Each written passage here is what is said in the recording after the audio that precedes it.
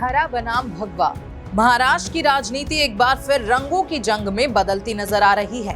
बयान ऐसे जैसे चुनावी रणभूमि हो। एआईएमआईएम नेताओं के महाराष्ट्र को हरा करने वाले बयान ने सियासी तूफान खड़ा कर दिया है। बीजेपी, शिवसेना, शिंदे गुट और महायुति के नेताओं ने पलटवार में इतिहास, आस्था और अस्मिता को मुद्दा बना लिया है।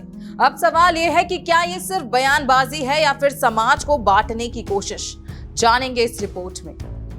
मामले की शुरुआत हुई एआईएमआईएम नेता इम्तियाज जलील के उस बयान से जिसमें उन्होंने कहा था कि सिर्फ मुंब्रा नहीं, पूरा महाराष्ट्र हरा करेंगे।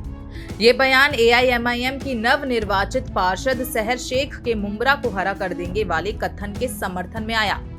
एआईएमआईएम का दावा है कि ये बयान पार्टी के राजनीतिक विस्तार और चुनावी ताकत का प्रतीक है।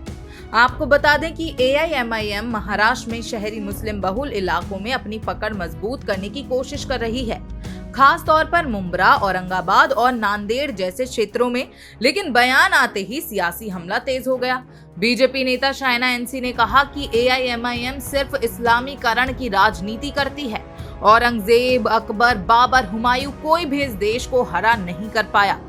उन्होंने याद दिलाया कि महाराष्ट्र छत्रपति शिवाजी महाराज की भूमि है, जहां हिंदवी स्वराज की स्थापना हुई। वहीं बीजेपी नेता कृष्णा हेगड़े ने एआईएमआईएम नेताओं को चुनाव हारे हुए नेता बताया और कहा कि देश को धर्म के आधार पर बांटने वाले बयानों पर कानून को कार्रवाई करनी चाहिए। मुंबई बीजेपी अध्यक्ष अमित साटम ने और भी कड़ा रुख अपनाया। उन्होंने कहा कि 100 बार जन्म लेने के बाद भी एआईएमआईएम नेता भगवा को छू नहीं पाएंगे। मंत्री नितेश राणे ने तो एआईएमआईएम नेताओं को पाकिस्तान जाने की सलाह तक दे डाली। वहीं गणेश नाइक समेत कई वरिष्ठ नेताओं ने इसे महाराष्ट्र की संस्कृति पर हमला बताया। आपको बता दें कि हाल के लोकसभा और विधानसभा चुनावों में एआईएमआईएम को महाराष्ट्र में सीमित सफलता ही मिली है, जबकि बीजेपी और सहयोगी दल राज्य की प्रमुख राजनीतिक ताकत बने हुए हैं। राजनीतिक विश्लेषकों का मानना है कि रंग, धर्म और पहचान की राजनीति चुनाव से पहले भावनाएं भड़काने का हथियार बन जाती हैं। लेकिन महाराष्ट्र की जनता ने बार बार ये दिखाया है कि वो सिर्फ नारों से नहीं, काम और परफॉर्मेंस से फैसला करती है।